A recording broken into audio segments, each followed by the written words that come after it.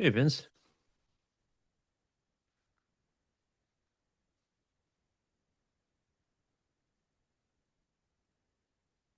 How's things for you? I haven't seen you in a little while.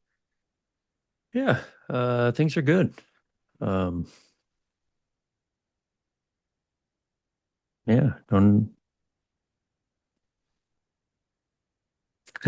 I find myself whenever anybody asks me that question recently, and maybe I brought this up before, I find myself trying to like explain a story or multiple stories or justify like why I'm doing well in the present moment.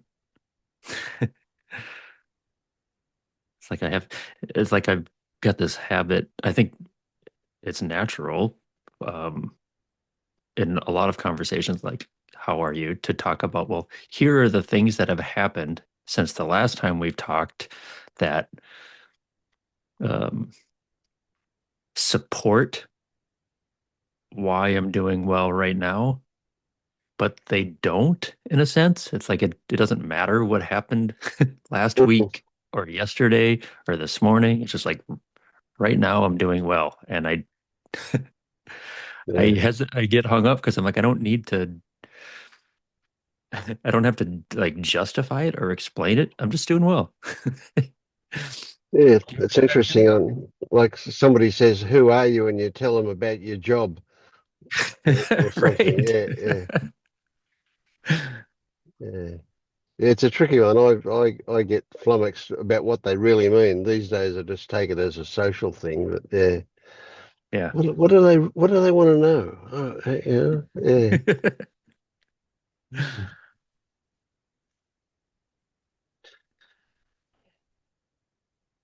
So if I were to justify it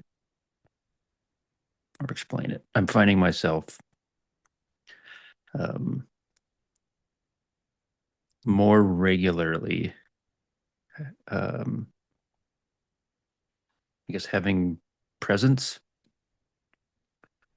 more regularly not being distracted by thought,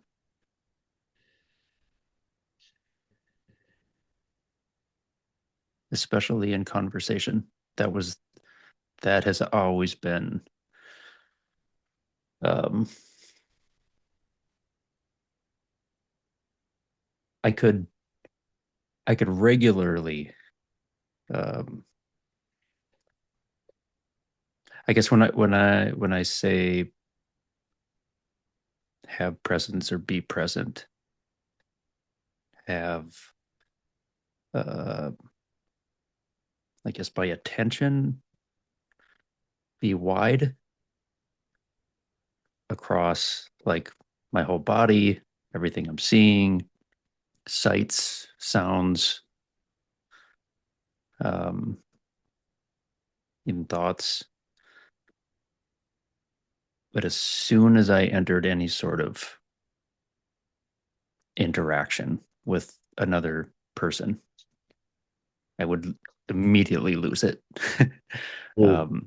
And then I would leave the conversation and be like, oh my gosh, I was totally distracted that whole time. Like I really wasn't in that same sort of um, I didn't have Yeah. that same Yeah. presence as soon as I entered conversation. And that is something that has shifted for me lately.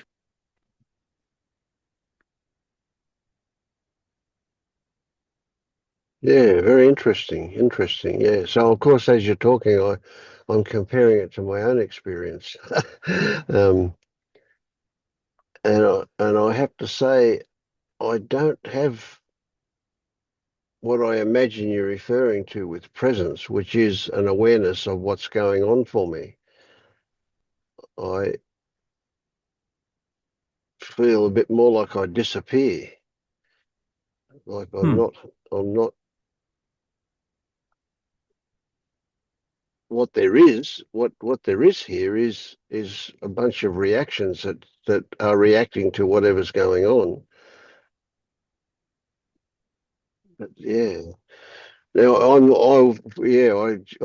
I rush to say I have no idea about good or bad, right or wrong, or anything like that. To compare those things is in a comparison way. I don't want to do that. Yeah. I just find it interesting that you are able to stay focused on what is going on for you under those circumstances. I can't relate to it, Hmm. which is really what I'm saying. Yeah, not, yeah. So, The part yeah, go on. I was going to say that I think that in the same way that, um, like when I would just sit or meditate, uh, at one point, I realized how much of my life up until that point was being totally lost and distracted by thinking. Yeah, yeah, And I now see that when I was in conversation with people, I was so worried about what I wanted to say next that I was constantly yes, yeah. I was thinking about how I was going to respond. Mm. And now I see that that doesn't need to happen anymore. And it's happening less. Yep, yep, yep. So what you described then is a bit more like what I mentioned about being just being responses to whatever's going on. Um, and it's like there is no evaluation of how that response will be accepted or handled or rejected or whatever, anything. None of that, none of those concerns about that. So I do think that we go through there's a bit of a cycle where we start off,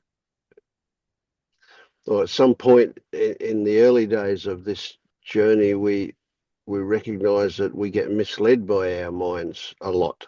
And the result of that is suffering. But so in a way, what I'm talking about is identification. So how does my response stack up against the story I've got about me? Seems to be the way it is in the beginning. And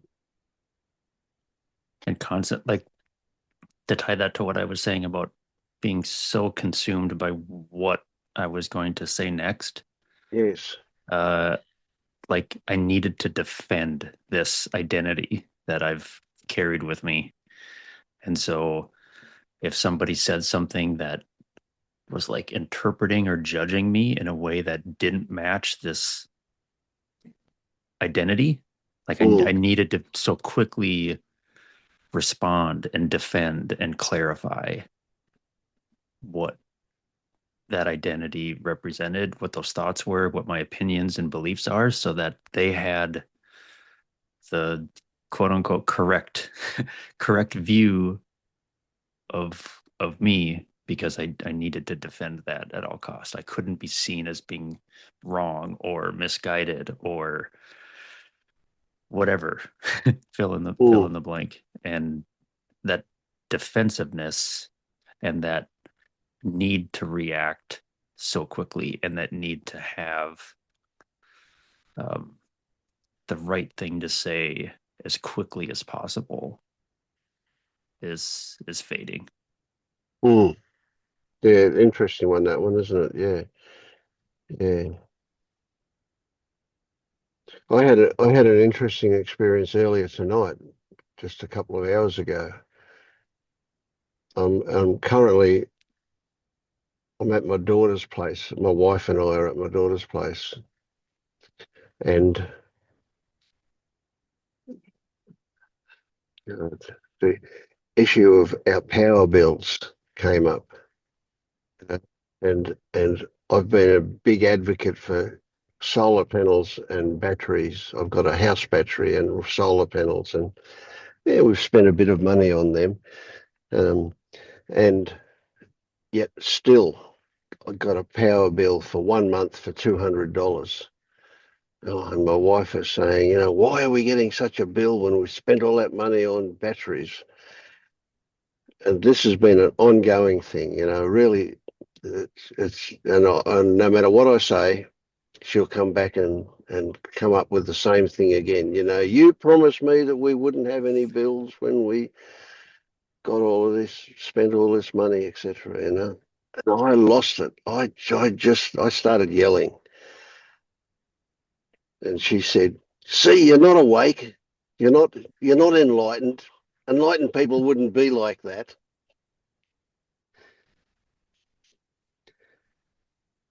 I felt no need to correct her or justify anything, but I did in my mind. I did in my mind said, well, you've got no idea what is, your fantasy about what enlightenment is your fantasy about what enlightenment is. This is what I said in my mind. I didn't say it to her, but essentially I didn't need to justify anything to her. I didn't need to defend. And so I felt pretty good about that. Um, Although at the same time I felt pretty shitty about the fact that I lost it.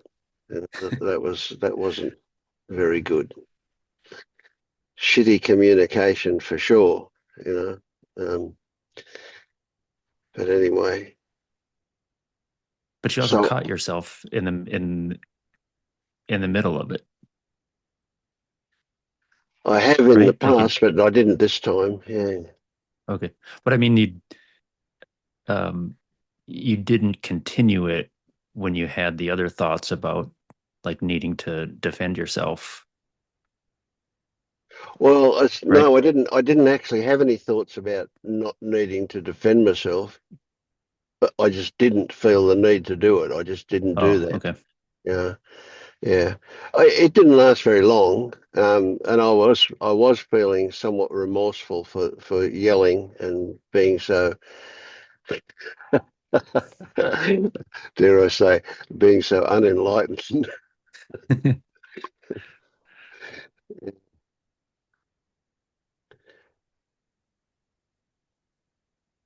But the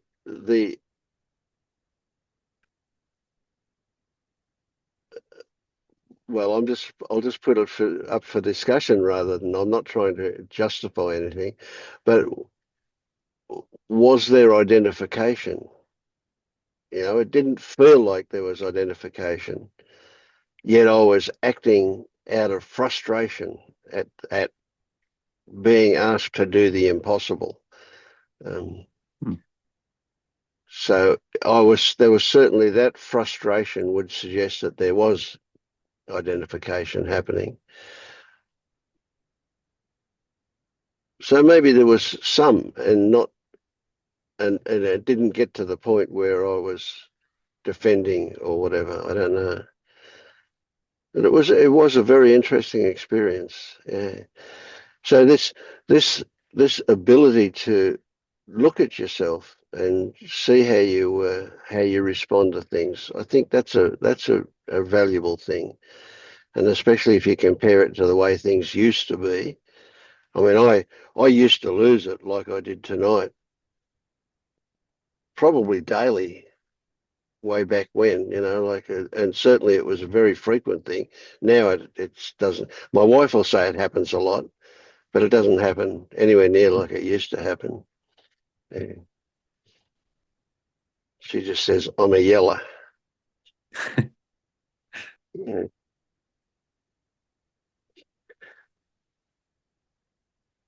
And when I used to defend myself, I would say to her, "No, no, I'm just very passionate about things."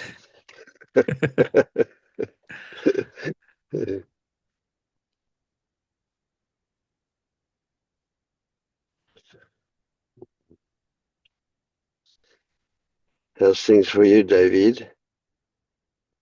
Hi, Vince. Nice to see you. Yeah. Yeah, life is the best teacher when Yes. these things happen. It's like an opportunity to really feel and look what's going on Mm. in the mind, in the body. Yeah, yeah. Yeah, frustration, it can be frustrating, I know. When people ask you things and you feel that you can't satisfy because you're already trying, and you can do more than that. It's it's it's too much and can be frustrating. Yeah. Mm. Mhm. Yeah, frustration was always my go-to once, Mm. and then anger on top of that. Yeah. Mm. I don't, so it's interesting. I don't know if it was anger, but I got very loud, I would yell. So it would Mm. seem like I was angry, Mm. but I don't know. Yeah.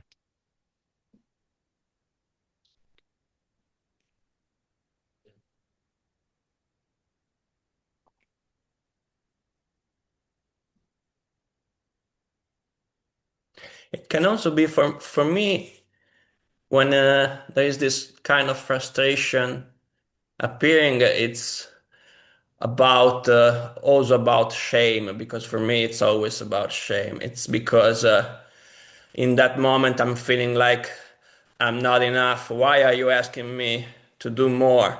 I can do Mm. it, okay? It's like openly admitting I'm not enough, and then like anger comes out, but it's like out of that feeling of not being enough, and so Yeah. it That's brings out struck a that chord one. for me. Yeah.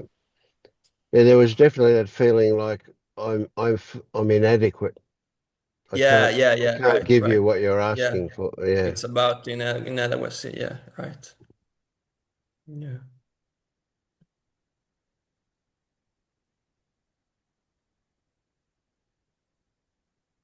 May I ask you something about Oh, yeah, of course, of course. Yeah. something? Yeah, because I was looking into the wants, the wanting, and like daydreaming, when like things that I really want appear in the mind, and there is a contraction in the body, and the mind starts fantasizing about these things that it wants. And for example, like more money, a better job, a more stable job, like fantasizing how this thing, if obtained, could uh, better my life, transform my life, and make it better. And there's all this fantasy, all this story that goes on. I can really see, I can see that it's not, it's really, these are not my thoughts and my fantasies. They just arise, they just appear, and there is no connection outside of the story of the thoughts with the real me. And that the connection between the body reaction and the fantasy itself is very weak. Like there is a contraction in the body, but in the contraction itself, there isn't really a connection to this elaborate fantasy of me getting more money, of me getting Mm. what I want. So there is this feeling like the body really wanting almost to grab that thing, and the story, the fantasy. I can see that the connection is very weak, almost non-existent, because if I look into the body sensations, there is nothing in them that really points to the story. The story is just Yeah. attached to it.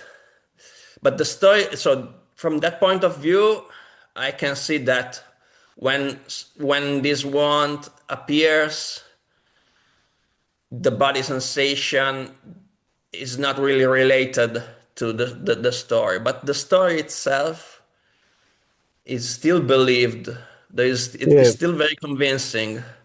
It's still Yeah. like, for example, the example of the money, more money.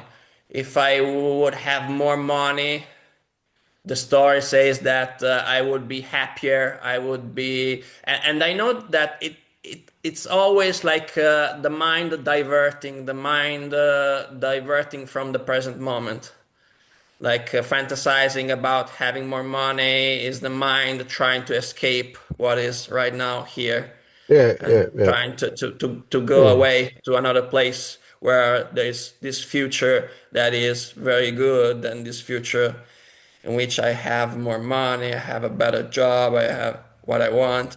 And so, and it's not here, it's mind diverting, but it compels me to do something to get that thing. And yeah, so there yeah, is still, it's still very convincing. yeah. And yeah, I don't So what? know how to unhook from that.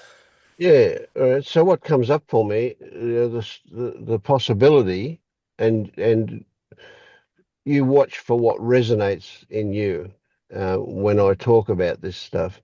That that is that you said yourself that this is a distraction, Mm-mm. right? But from what? A distraction from what? And what the body sensations are talking about is probably closer to what you're distracting from with this fantasy of having more money and the promise that more money will make you happy. Um, so what uh, is there a feeling of insufficiency? Is there a Yeah, feeling of not enough, a lack that that definitely. that these stories come out of? Mm-mm-mm-mm. Yeah, Yeah, definitely. It's about shame, as I just told you. It's shame, inadequacy, it's not being enough. And so there are these bodily sensations that are labeled as shame. And so the story, the fantasy is if you get this thing, if you get more money, if you get a better job, if you get this and that, you won't experience these sensations anymore. You won't yeah, yeah, experience yeah. shame anymore. And so it's that. It's So like, what about? yeah, I was going to yeah. say, what about a prevailing attitude now, particularly in Western world, that says if you haven't got enough, it's your fault. It's what you deserve. That if you pulled yourself up by your bootstraps and worked harder, you would have enough. Total rubbish as I see it, but nevertheless, it is a prevailing attitude. Mm, mm, mm. Do you feel that has impacted you, that Yeah, attitude? yeah, definitely, definitely. Right. Because, yeah, the main theme has always been about I am not enough, and so I should be ashamed of myself and hide myself so other people don't see Right. me Yeah. as less as Yeah. possible.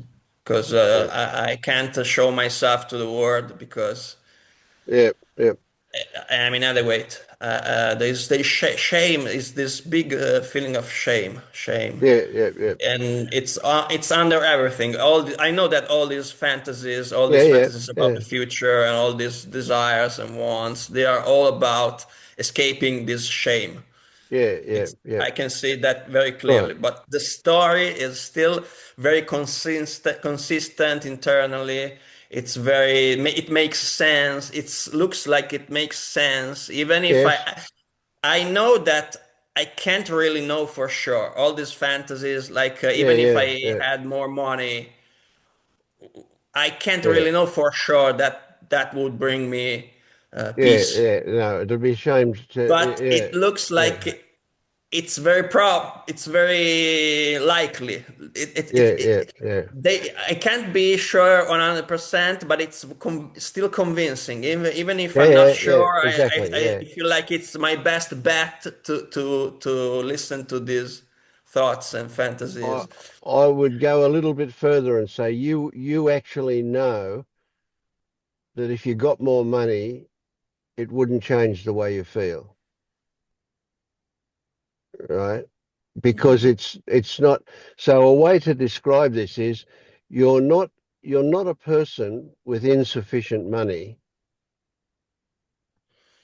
What what you actually are is a failure. What you actually are, it's you. You're not a person without money. You're a poor person.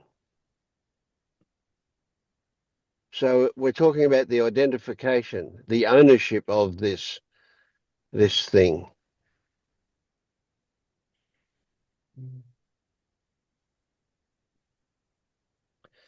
Yeah, it's about being different from other people because other people have more like stable jobs than me, have more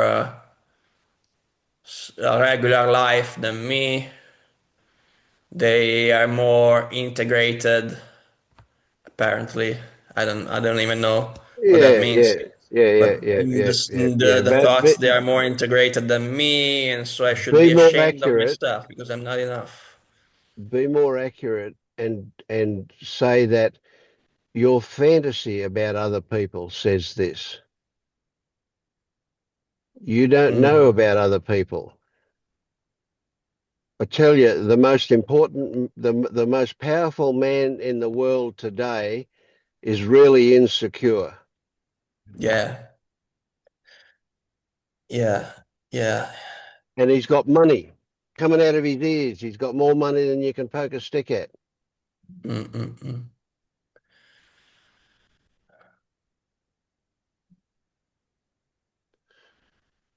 Yeah.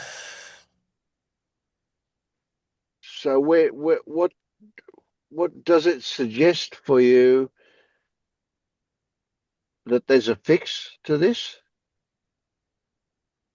What do you imagine might be a fix? More money?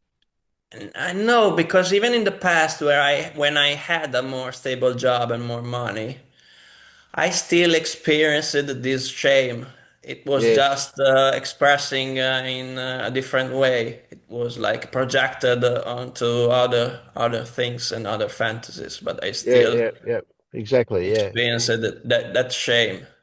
So now it's just projected into I don't have enough money. I don't have a stable job. So it's the same feeling, the same emotion, the same. Yeah. But So you've got a big advantage over a lot of people. Well, that's a shitty way to put it. Okay, a really good part of what's going on for you is that you recognize this stuff. You see what's happening. You can see that this is a fantasy. You can see that it comes out of a want. You can see that it comes out of a feeling of being ashamed about who you are or what you are. And you can also see, I'm imagining this, but confirm for me, that you can also see that that's a bullshit fantasy.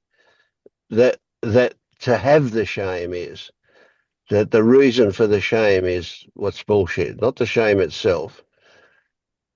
But you can see that it's not justifiable in any way. It just is a result of conditions that were present in your life. Yeah, that's not so easy for you to see. yeah, yeah, yeah, definitely. It couldn't be any different from what it is Mm. now because it is what it is. Like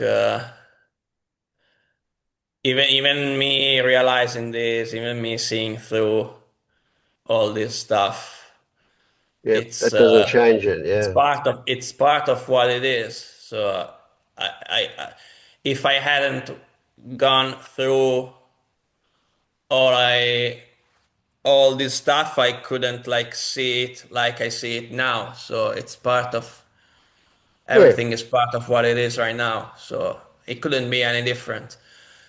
But Mm. still, Yeah, yeah, but still, how do we lose it? How do we,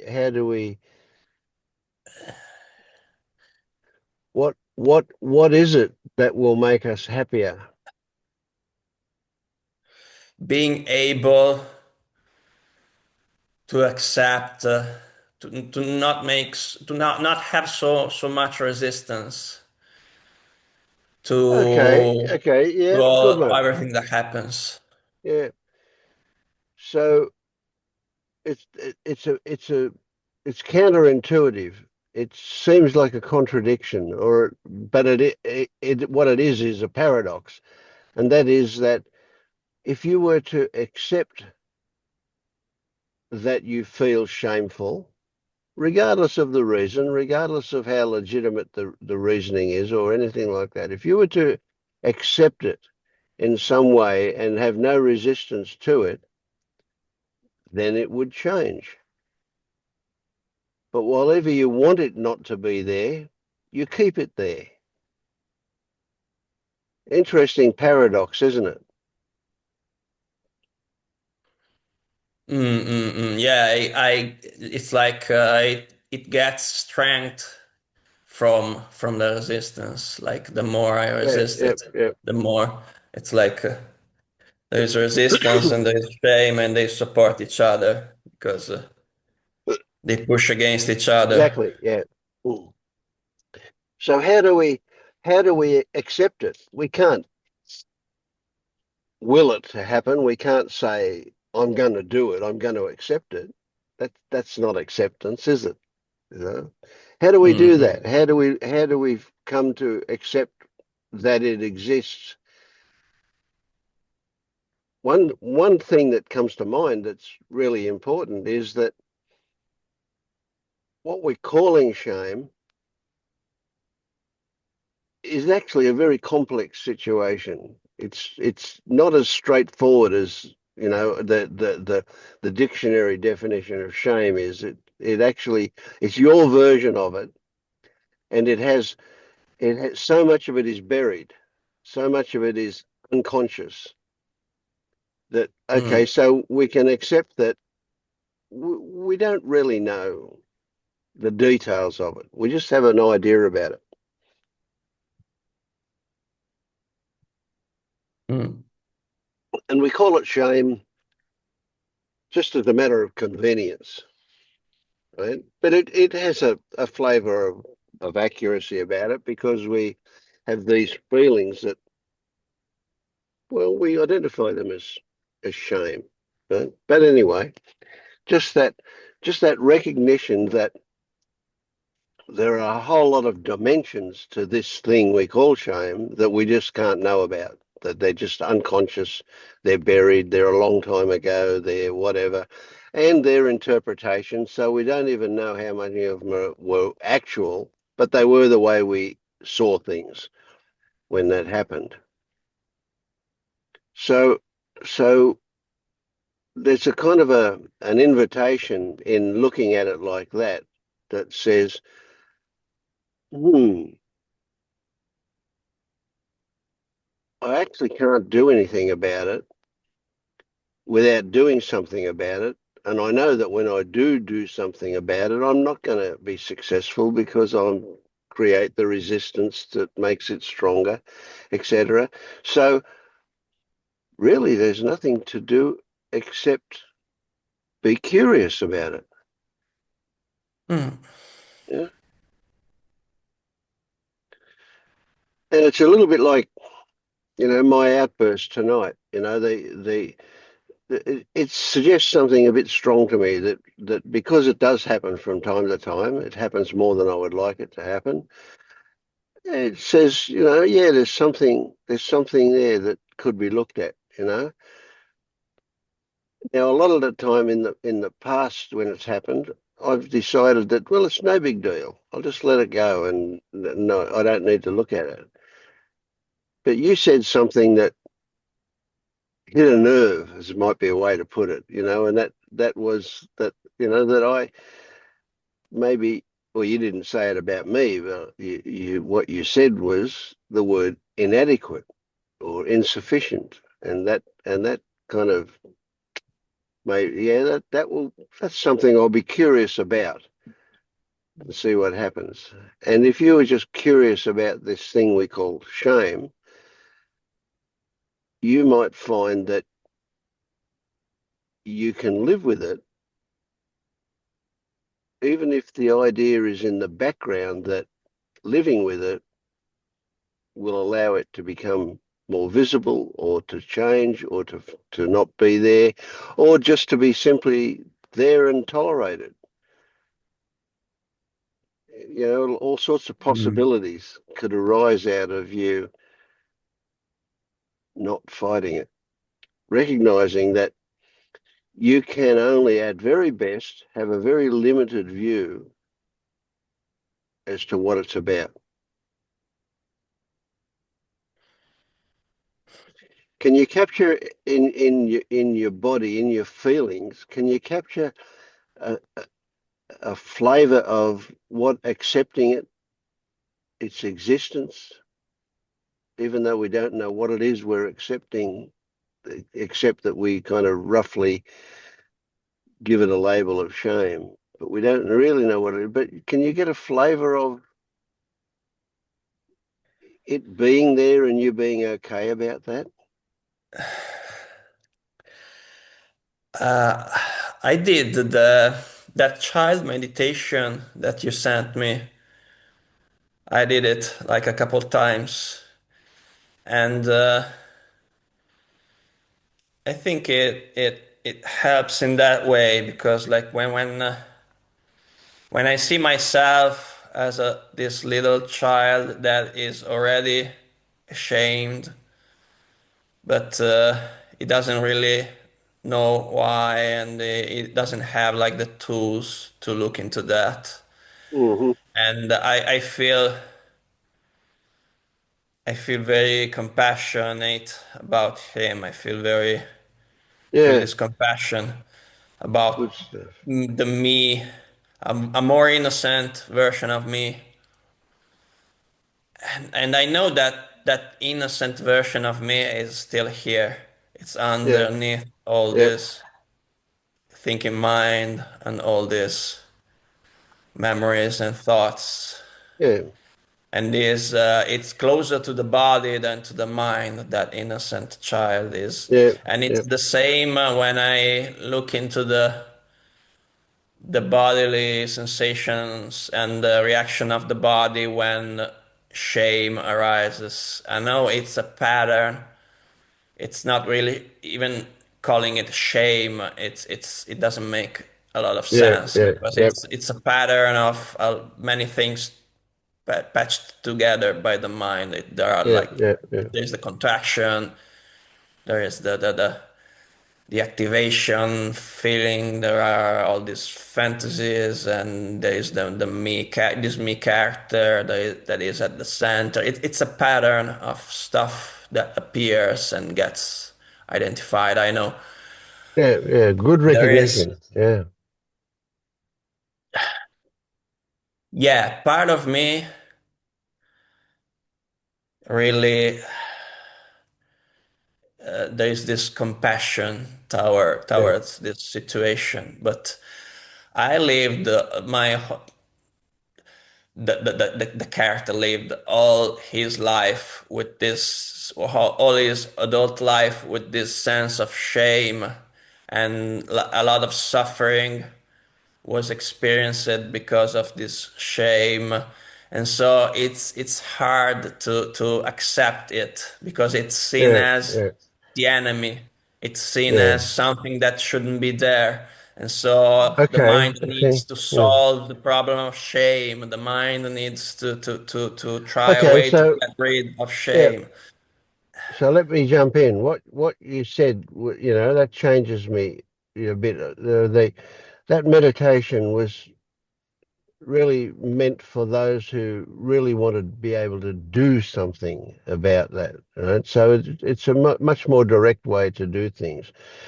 Now that you can visualize really well that young child. You can feel that young child there, and that has the shame, and you can feel compassion towards that child and love. I've no doubt you didn't use that word, but I'm using it, right? That you feel Mhm. towards that child, right? What that, see, now the thing is, that child metaphorically, I want to emphasize metaphorically that child's view of things never got upgraded in you. You Mm, carried that through all your life, and it stayed the same age, that view of things in you.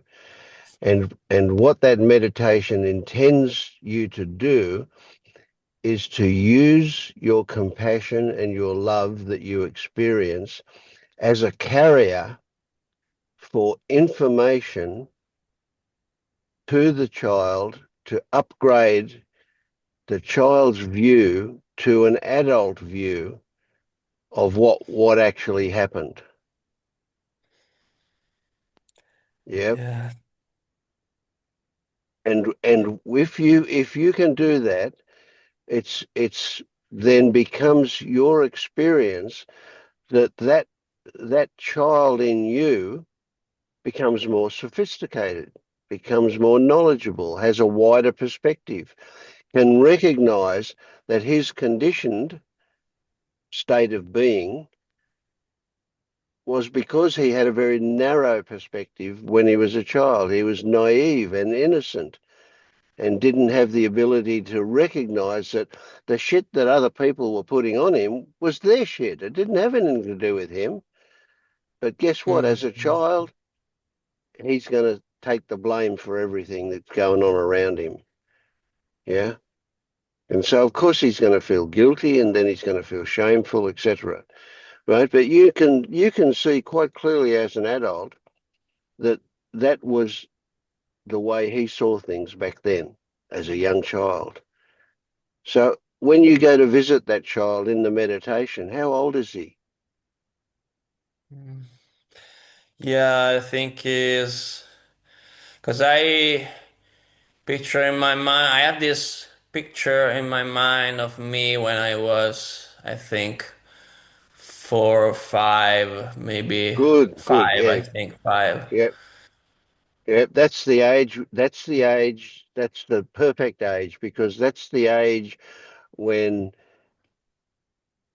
identification as a person gets solidified.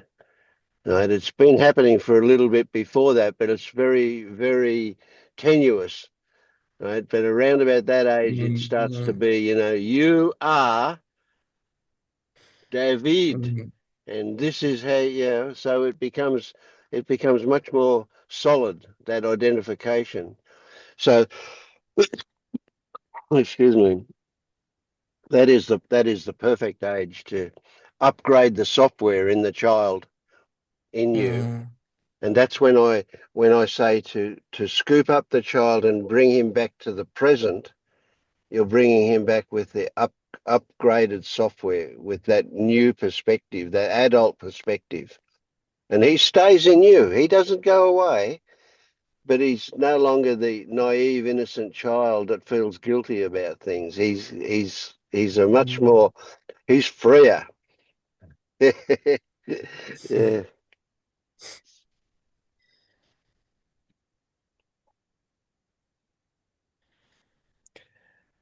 I have a question, David, something that Mm. popped into my head.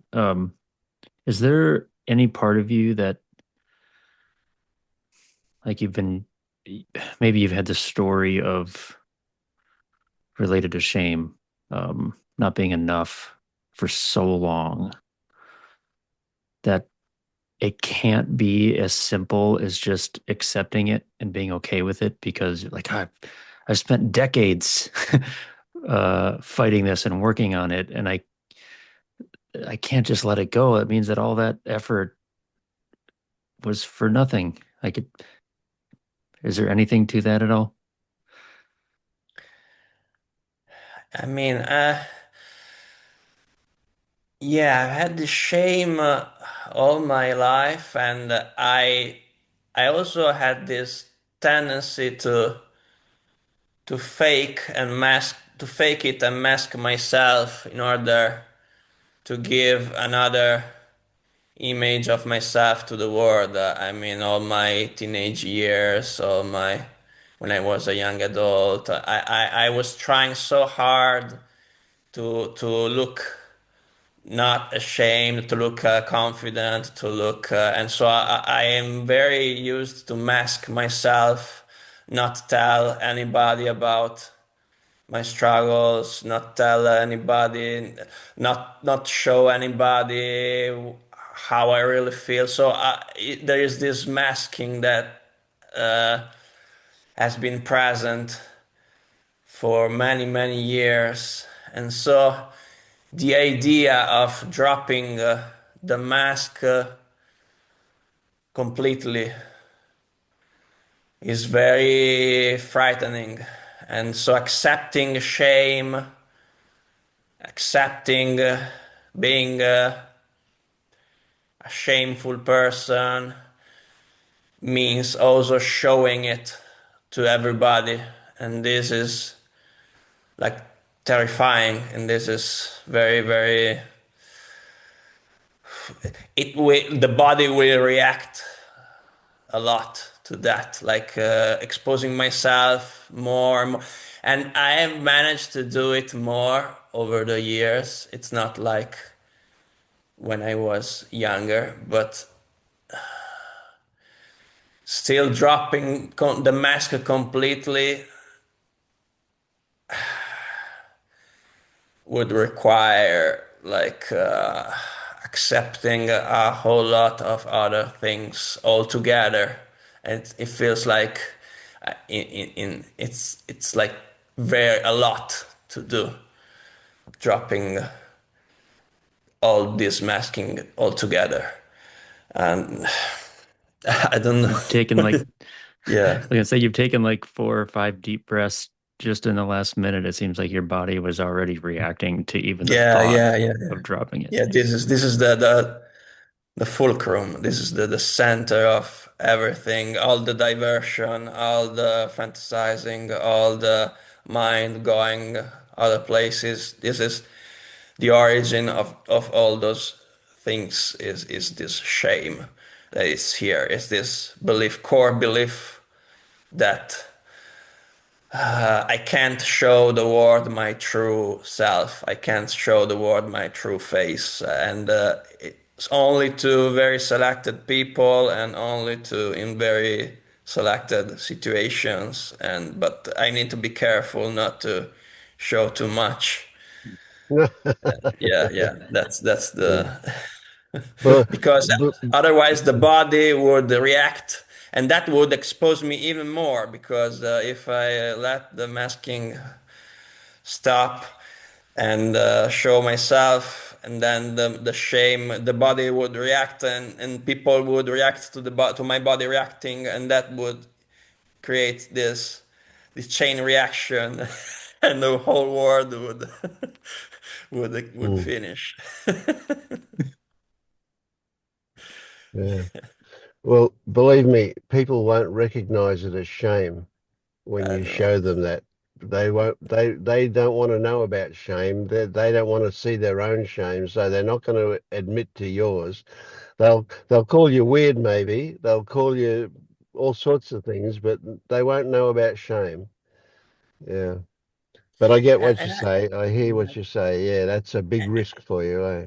Mm. and I know because I can see it in other people. I'm very good at feeling like shame in other people, embarrassment, because it resonates with mine, and so it's very recognizable. And I can see that people try to mask it too, like I do. And so I Mm. know that I can't really mask it because people will it's not Yeah, possible to mask it very effectively in yeah. a very effective So way. So here's something that came up for me as you were talking about that, and that I think, oh, this is great. This is really brilliant. This identification you have is already recognized to be a fiction. You already recognize that David, the shameful one, is a construct, is a story. You know that, even though you feel it, you also know that it's a fiction. yeah, it's at this point it's like I'm split. There is this conditioning that it's still going Yeah, on, in the Yeah, body and in the mind, but it's seen as conditioning. It's seen as yeah. just what it is. It's seen as unavoidable, and it couldn't be any different. And it's just this. Mm. So there is for sure an opening, and there is for sure more clarity, and there is a lot of stuff uh, un, untired itself. It's like Mm. this Yeah, many things, many beliefs dissolved, already dissolved, but there is still a lot of this conditioning in the body and in the mind that is still playing, and yeah. uh, So yeah, I'm still what about this one? reacting. It occurs to me that maybe part of the quote quote problem is that if you give up that personality, does that leave a vacuum? Maybe you don't know how to be any other way than this way. Mm. I know that it can't be any other way that this way, that the only way is letting everything go, letting the masking go, letting Yeah. So accepting. I what know happens that when you this is do the all only that? way. I know that this is the only way, but it's scary. It's very, very, like, in a physical way. Like Yeah, yeah, yeah. Okay. the only idea of showing myself to as I am to everyone, to the world, to Yeah. the whole world, is activates the body. So it's But you don't know how it's you are. How can you know what you can show to everybody if you say, oh, well, I'll show them my shame, but if without the shame, you don't know what's there. What are you going to show them if you've got no shame to show them? You don't know that, do you? You'll have to discover that. Oh, I wonder who David will be without the shame. Oh, somebody I don't know. it's the person who's not enough. The inadequacy we were talking about. It's the shame of it. It's about showing that person that is not enough, that it's not good enough, that it's not. It's that. It's the shame of showing, and so not being accepted, not being loved, not being. Well, wait a minute. That's a good story, but you can't control Mm, other people's attitude towards you. You can't make them love you or accept you or give you approval. That's out of your hands, that one. yeah, yeah, yeah. It's Yeah. and I also Oh, know I, that what they think is just what they are thinking yeah. through their mind, through their That's view their of own stuff, reality. isn't it? I know Yeah. that. Yeah, yeah, yeah, yeah. David, I So, heard you say and what something we're that, talking about is, sorry, Jeremy? no problem. Go ahead. I was just going to say quickly that what what we're talking about is developing a trust that what will fill the vacuum when that's not there will be okay.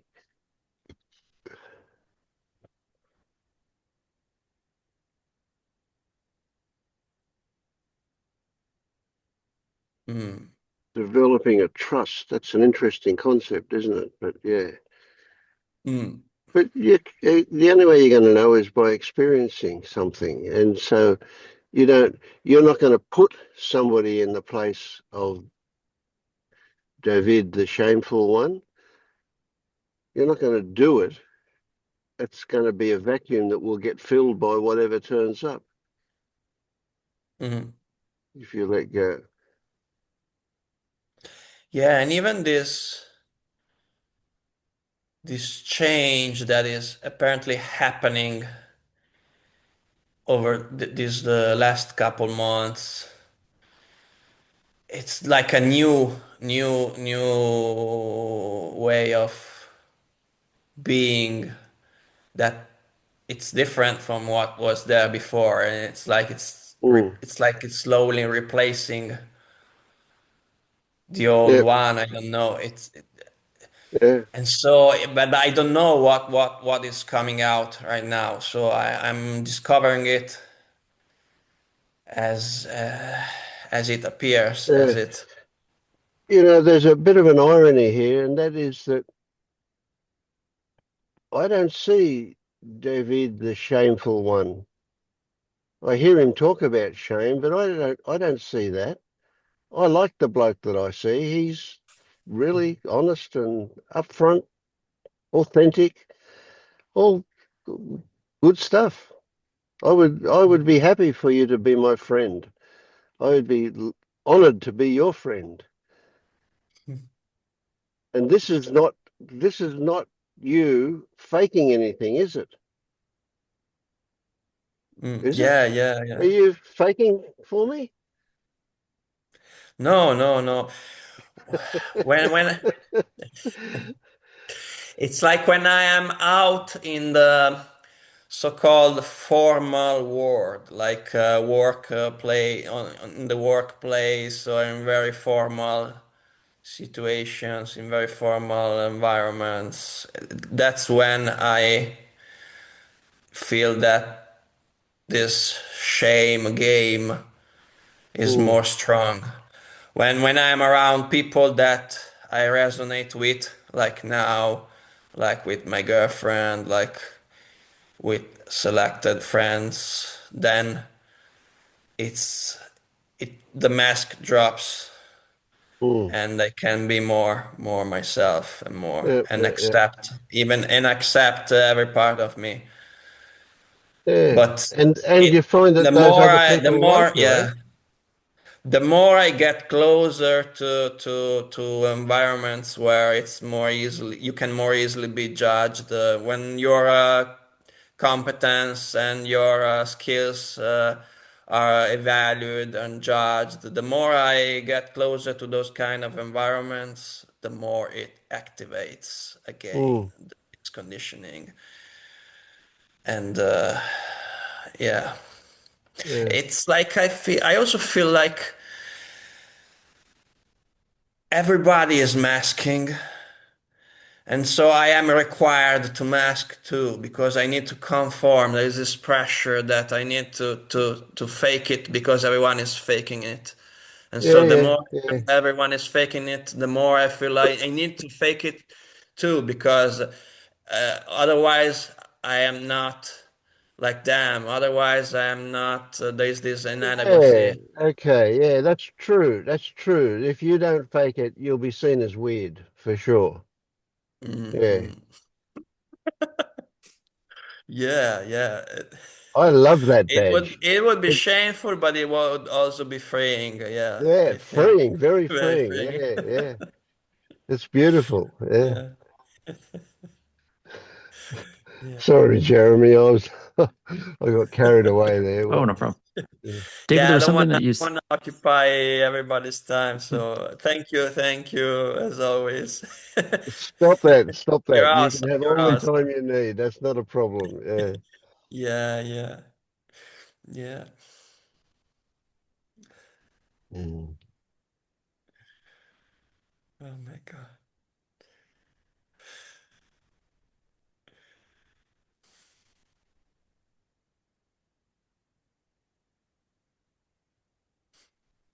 Talk to me, Kate. How's things with you?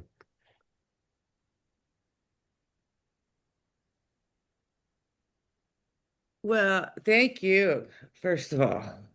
I mean, those songs you wrote are amazing. Well, it's first draft. We'll polish them up or whatever. Yeah. I mean, just, you know, I feel like the connection that I have with you, like we're like old friends already, you know? Like I feel like we're old friends. Yeah, me too. Yeah, And I trust you completely. And that I can say ABC and you'll get it. And then, so there's a certain ease with which I feel I can communicate with you. good. Um, Yeah, and that's wonderful. you can trust that if I don't get it, I'll tell you. Yeah, yeah, yeah, absolutely. Well, and just I mean, I so value, I see how much you put into what you do, you know?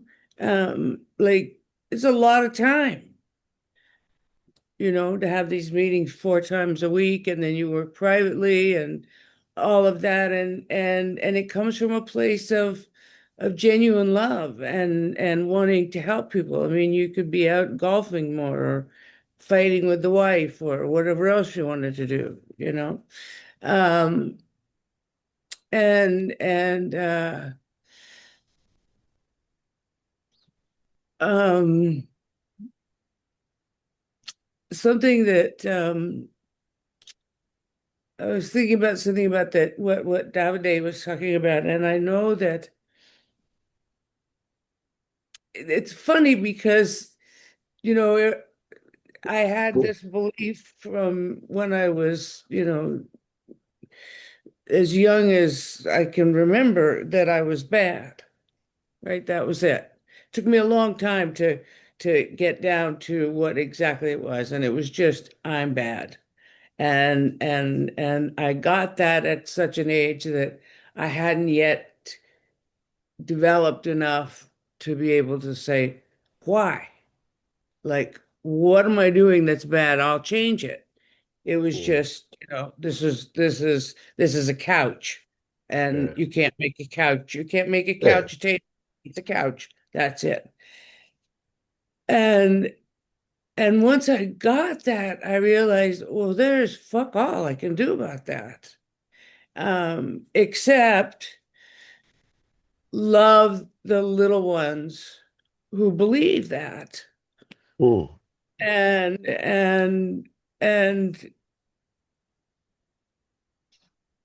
and be amazed that even though I grew up with that and I did some, I acted out some bad behavior a lot when I was younger, especially as a teenager, and I did things that I felt very shameful about, and I still have done stuff that I was like, Jesus, what are you thinking about? But that's me proving that story is true, right? mm, I've got mm, proof that story is true. But the gift of it is as the I'm bad belief, is withering away and loosening its grip, I have no idea who I am. mm. And that's wonderful Yeah. because I Beautiful. don't Yeah. have, I don't have a lot of shit to pick apart because that was all there was just I'm bad. But I Mm, also know that when I when I'm in my wheelhouse, when I'm doing something I love and I'm not focused on being bad, I'm actually really good at what I do. And people are attracted to that because mm, there's there's still a 4-year-old in me that wants to play and that is honest and that is kind and loving and so I've stopped sending the bad girl out into the world, mm, you know and now I'm sending a more adult, responsible, but still with this sense of yeah, I don't know who I am. I don't, the mask, I don't know. And another big change that happened for me was I remember the day it happened. I was standing on the subway platform and I had my headphones on and I was, listening to my music as I always do. And some guy, you probably a little bit younger than I am, but not much, said, "Get the fuck out of the way," instead of, "Wow, you're hot." And it was like, I now have no value because, I mean, a man, it seems to me that, the definition of being a good man, all a man has to do is make money and take out the garbage. That's it.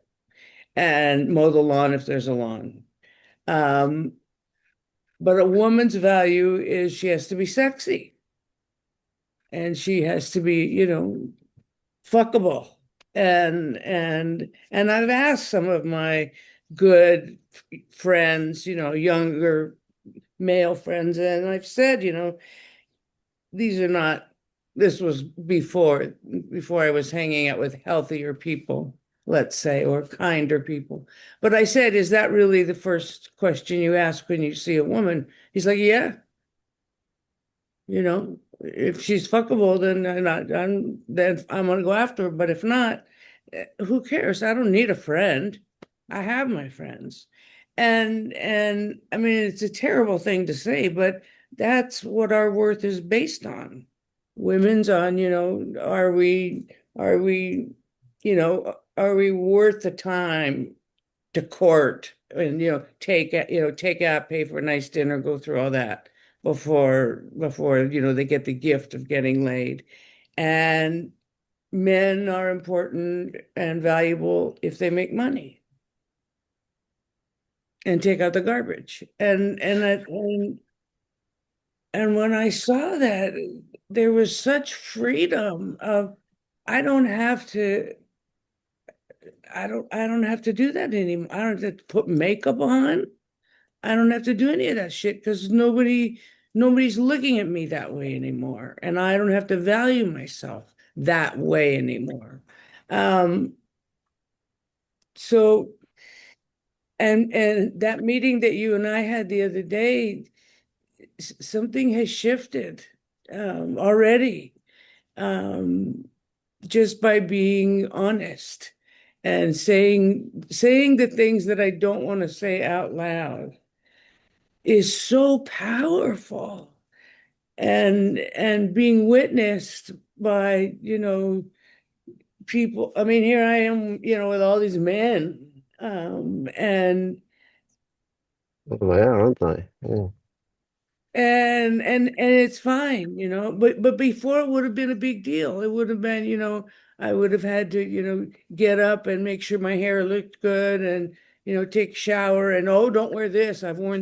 They've seen this twice. Oh my God, I can't do that, all that stuff, right? Like so many little rules and all of that stuff. And here I'm going to do this group talking to people about death, and I can't go in there. Well, I don't want to. I can do anything I want to a degree, but I don't want to go in there and be inauthentic. Hmm. Like that won't work, like it just won't work. Yeah. Their bodies will know it, even if their heads don't register it. Hmm. So the guy I'm doing it with, we're currently now writing up a proposal that he will present because he knows these people and his mom has been there for years and he plays the piano there quite often. And so, and he may want me to come with him, but we are writing up a proposal about what we want to do and why we want to do it and what the group will, blah, blah, blah. And and I am like adamant that we can't have any staff in there. Like there can't be any of the caregivers in there with us because caregivers, just like everybody, gossip. I mean, I've worked in, places like, I mean, I've worked in offices and we all know everything about everybody and they won't feel safe. Um, And so that may be a bit of thing that we have to discuss and why. Mm, Um, but but I feel like I don't know how to explain it. It's like everything is just fine. Everything is just okay. And I bump up against myself often throughout the day, but more often than not, I'm like, seriously, that's what I really think that's what I think? Is that really what I think, or is that just some tape playing? mm, Uh, yeah, I just yeah, I and it kind of breaks my heart that I mean, I know we all have to do it and I don't understand it, but it breaks my heart that somebody who is just as cute as can be and such a sweet man, Davide, I'm talking about you, has been carrying around this I'm not good enough for so long when it's clearly bullshit. Just like me carrying around this I'm bad for, 60 some years was like it was so unnecessary on some level. I mean, mm. and what we tell our kids and how we teach our kids and all of that. I mean, it is what it is. Yeah, But boy, it could be different, you yeah, know? yeah. I think you hit the nail on the head there with one of the things you said, that recognition of the sense of freedom with being nobody, right? And until I was going to say until we're given permission, but I don't know if that's accurate. But let's just say it, and we can correct it later. If when we're given permission to be nobody, yeah, and for a lot of us, it's you and me, it's age plays a part in that Yeah, as well. yeah, oh, yeah, Um, yeah. when we're given permission to be nobody, we can drop the act of being somebody, the Exactly. identification thing. Yeah. Exactly.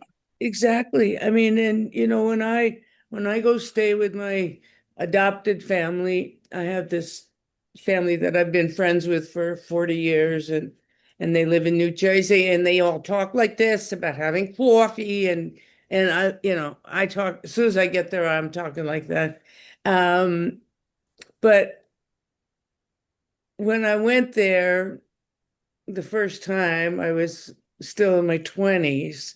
So it's been 40 years. And the young woman, the little girl that I fell in love with was 3 at the time. Now she's 43, I think, 44.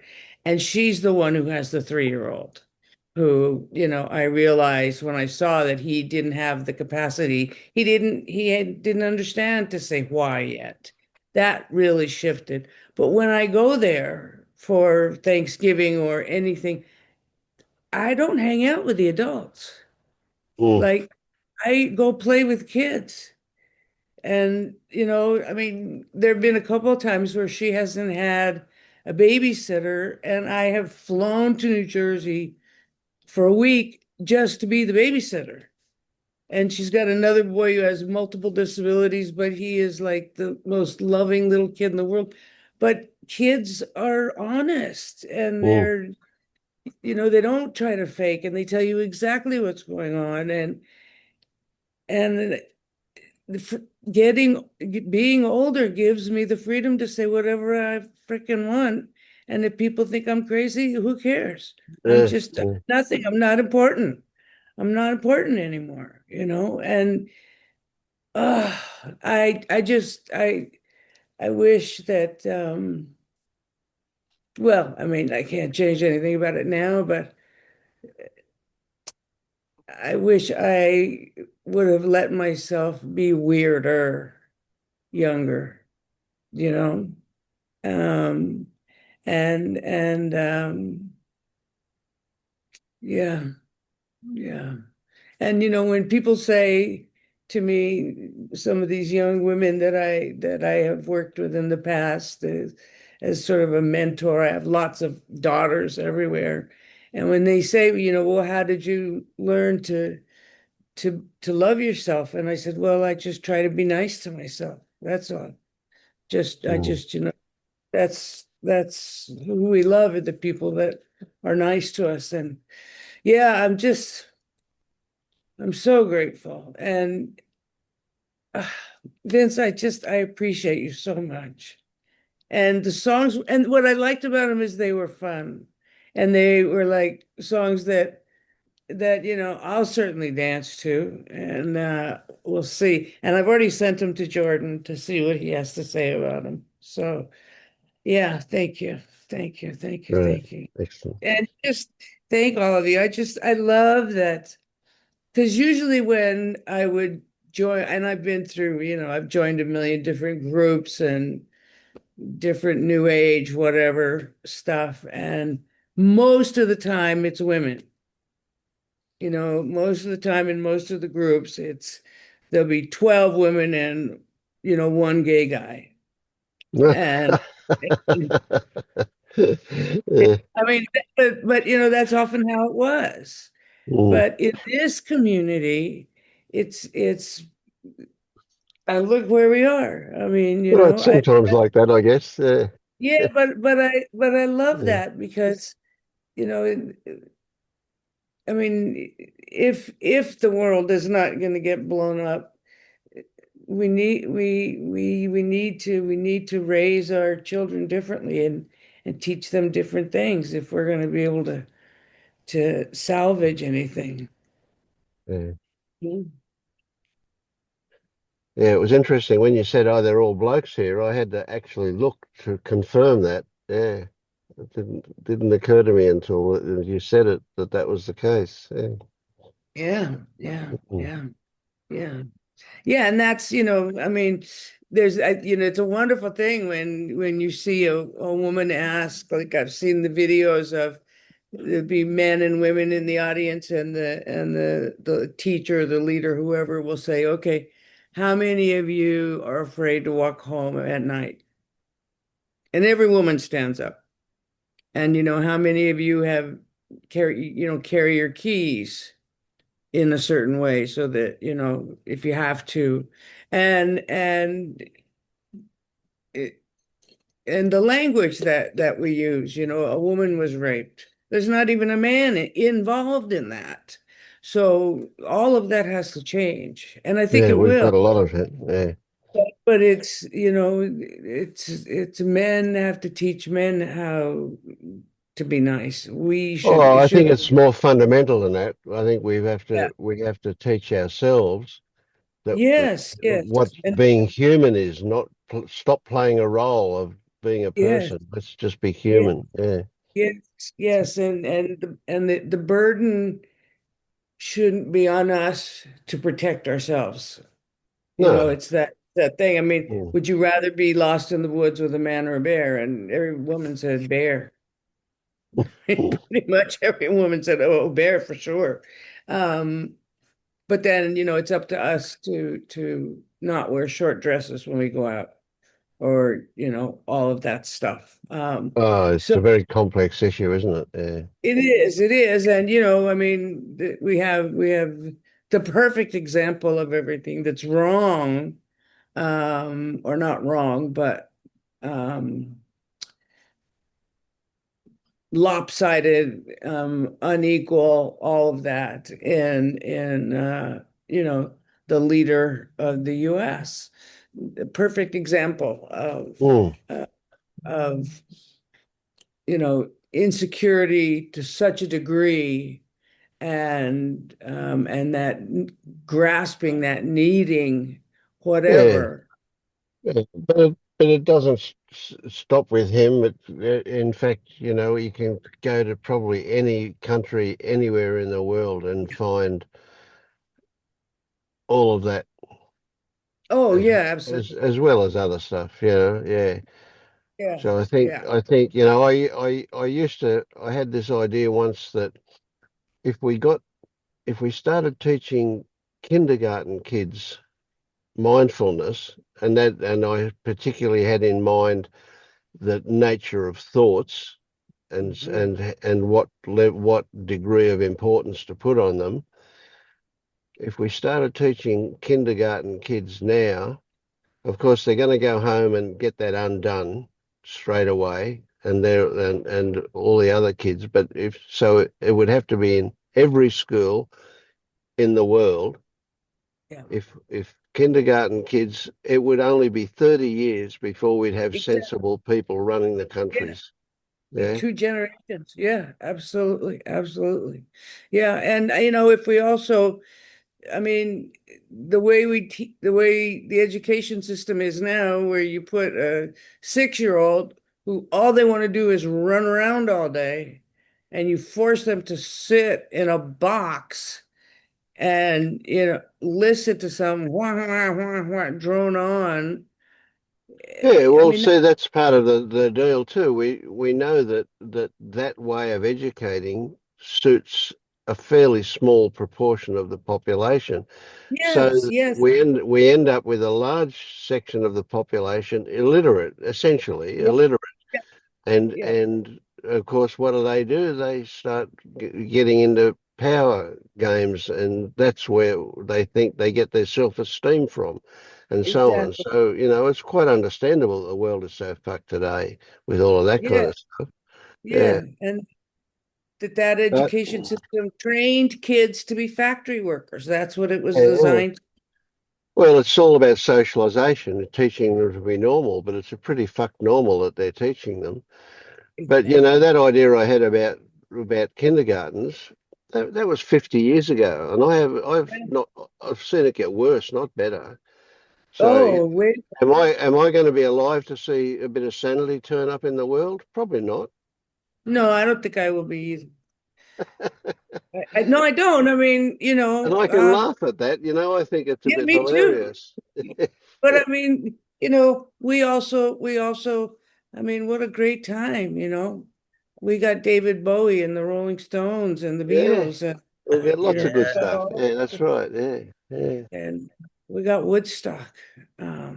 Yeah, yeah, Yeah, even if you think about the worst person in the world, you can always go back in time. At one point, he was just a little child. Even the most powerful person in the world right now. I read yeah, some time ago, I read the book his nephew wrote about him and his family, the way he grew up in his family, and what his father did to him and his brothers. I mean, it's It's very, no very, surprise he's like this, is it? yeah, no surprise he grew up being the person he is today. And his father, I imagine, has had Yeah, his traumas exactly. too. Like it's a chain, it's a never-ending chain. Yeah, Everybody yeah. of has course. Yeah. his traumas, and Yeah, Yeah. I don't think kids are born evil or bad or anything. It's we are conditioned. forced. Like that. Yeah, we are forced in these roles. There is this pressure to interpret, to play these roles. Even the thing you were saying between men and women. Like I can't talk to a girl, to a woman without her assuming that I have like some kind of sexual or interest in, or Yeah, yeah, yeah, romance yeah, interest yeah, in yeah, her. yeah. Like You have even if ulterior I just want to motives. talk to her, even if I just want to talk to her and maybe I don't know, make a new friend, Yeah, it's this tension because we are all forced into these roles, or even if just because I am a man I have to mow the lawn and bring yeah, and earn more than my girlfriend or stuff like that. These are so constructed, all these. There is so much identification yeah, in these roles, and society it's like pushing against the whole society, like trying to Mm. disidentify from all this stuff, because the more you go out the door and walk into some place, the more people begin to tell you who you are, to tell you who you need to be, who you are, what you need to be in order to be up to the standard of who you are supposed to be. And there's all this, and it's everywhere, everywhere, all the time. But Yeah. what I love is that the you know I mean the pendulum swings, right? And I mean Mhm. it's extreme right now this way, but Mhm. there are I mean there are so many people who are doing similar stuff now, this, right? Waking Mm. up, meditating, and I mean there's a balance, and Earth, she'll take care of herself. And if she gets sick of us, she'll shrug a bit, and we'll have a few earthquakes, and some cities will go under, and the oceans will rise, and she'll take care of herself. Um, she always has, and we won't be around. I hope that there's reincarnation, though. I really do. I don't want to, I mean, I certainly don't want to go to some ridiculous idea of hell, but I really don't want to go sit on a cloud in a white dress and have to play a harp for the rest of eternity. I mean, that sounds like the most boring thing in the world. I mean, if I had to pick, I would probably, say hell, but I need an air conditioner. Uh, yeah, Who was but Oscar Wilde that says I prefer hell for the company because like, I More prefer like interesting. heaven Yeah. and yeah, fly yeah, mate, yeah, but I prefer hell for the company. yeah, Mm. yeah, yeah, yeah, Yeah. yeah. If we change the harp for an electric guitar, it might be a bit better. Yeah, and some drums. Come Yeah, on. some drums. Yeah. We need rhythm. Yeah. We have to be able to, yeah, yeah. Yeah. Good stuff. Yeah. So good. So good. How about you, Leonard? How's things been for you? Yeah, this Mm, whole awakening. Oh, sorry, sorry, go, please. This whole awakening movement, like. Sometimes looks like it sounds out of a sci-fi novel thing because it's like it's taking over and it's growing and growing. There are more groups, more teachers, more people talking about it more, and so it's like some kind of invasion of the body snatchers. Yeah, yeah, I haven't Like heard it described we like are that taking before, but it over. works. Yeah. yeah. And we can all thank And, Ram Dass. He was one of the main guys who Yeah. started a lot of that. Yeah, uh, yeah.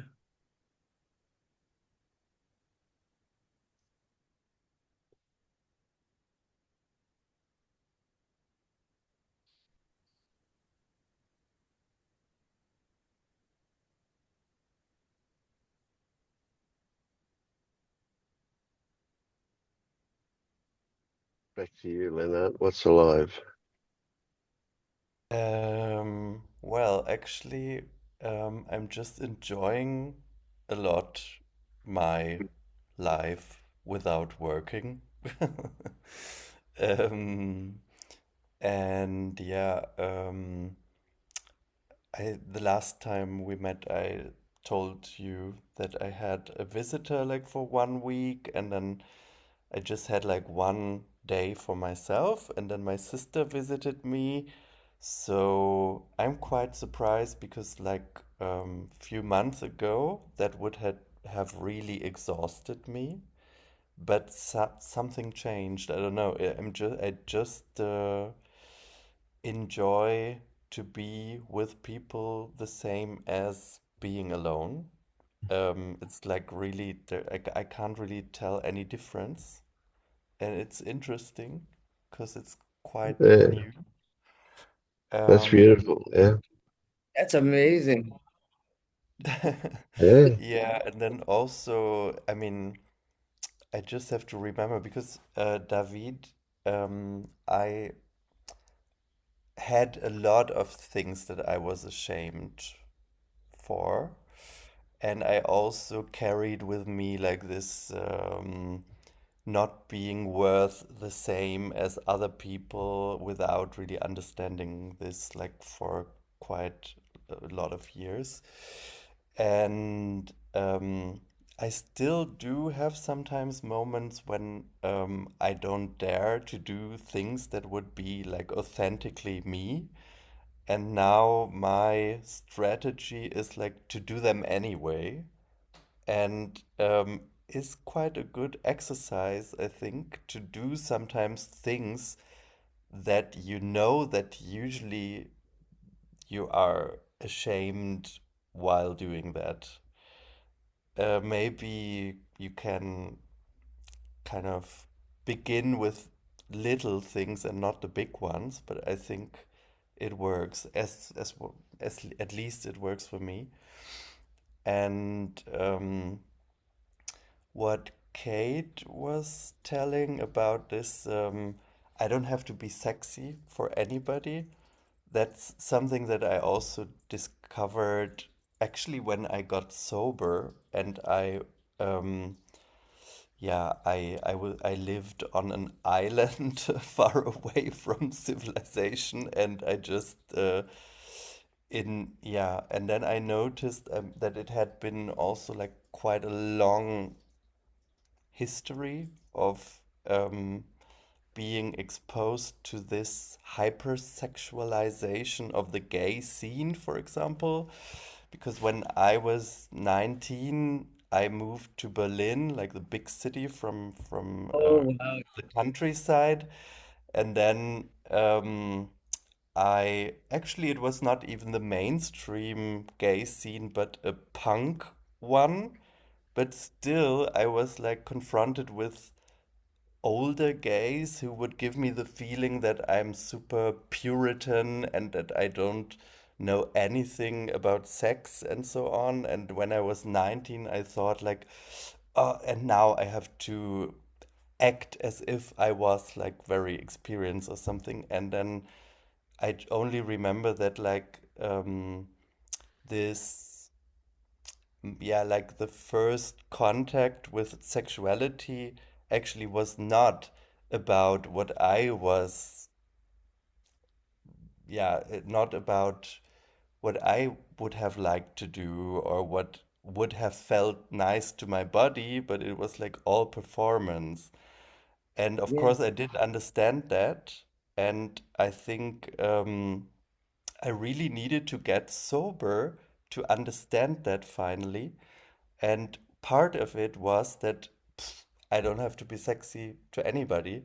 And I wouldn't, I just would let my hair grow and not shave and like not have a shower for 3 days or something. And it felt very freeing. I don't know. Yeah. And now it's really like super interesting because I totally dissolved all that shitty, I don't know, being a sexual object or something. And it's interesting because I thought this subject was like over. I really thought that I'm going to be a celibate monk or something like that. And now I met someone who is at the same point, so it's kind of I would not even say it's about sex, it's just about feeling into my body and what feels nice for my body. And that's like very surprising. And anyway, Kate, I wanted to tell you that I find you very beautiful. Thank you. For an old lady. No, I'm kidding. I'm kidding. Um, thank you. Thank you. I I've done a lot of theater and I've worked a lot in the gay community here. And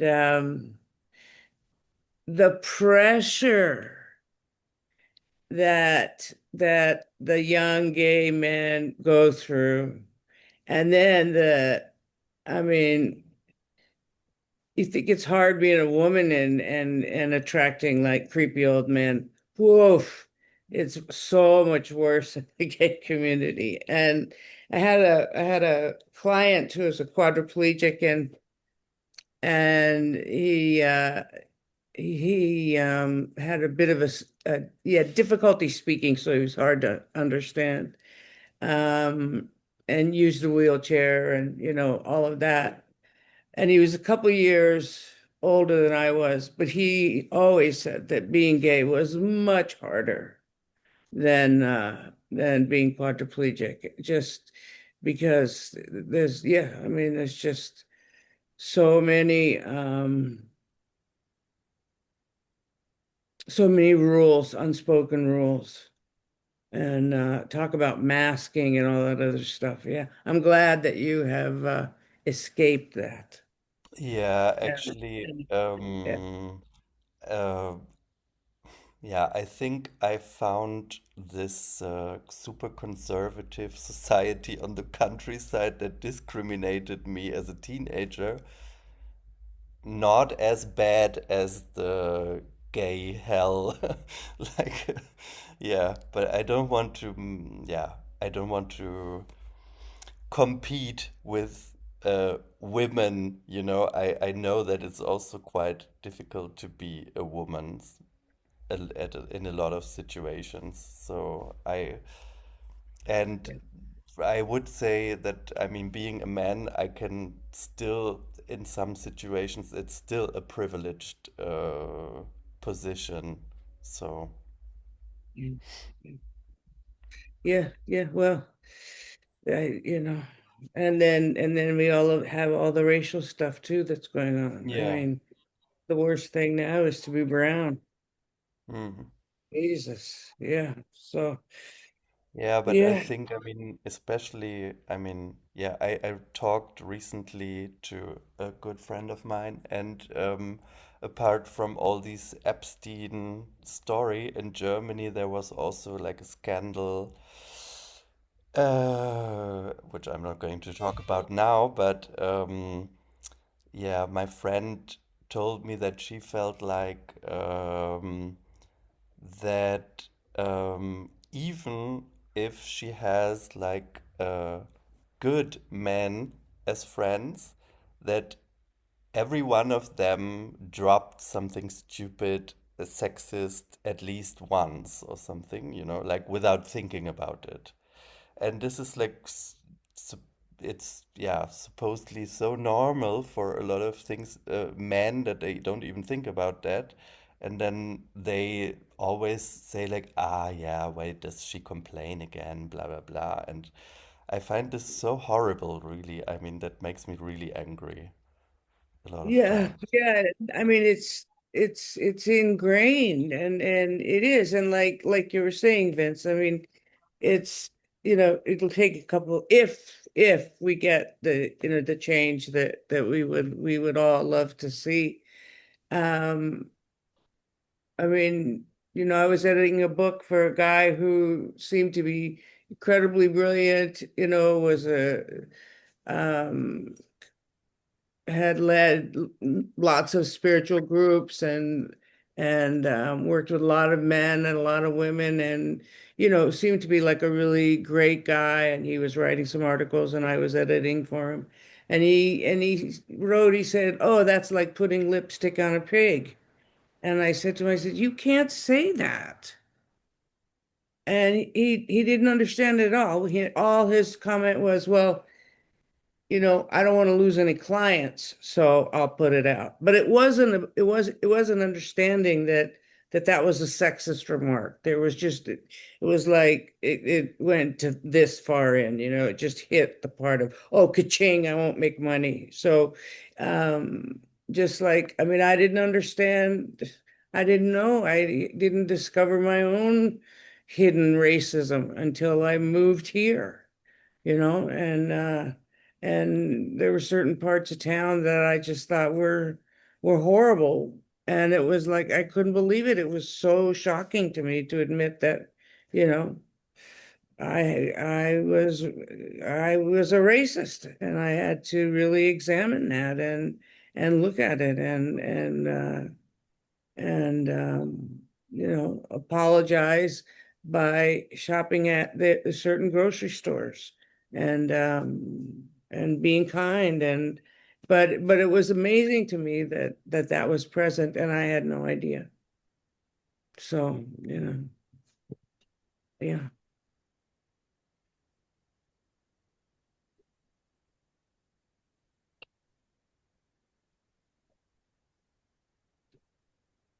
All right. Well, it's my bedtime. Yeah. It's almost quarter to midnight here, so yeah. Have a good sleep.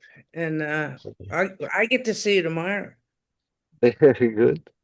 You have to Yeah. wait till Monday. Yeah.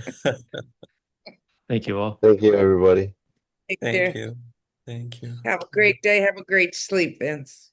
I will. And I will. yeah, Yeah, I'm thanks. tired. Yeah.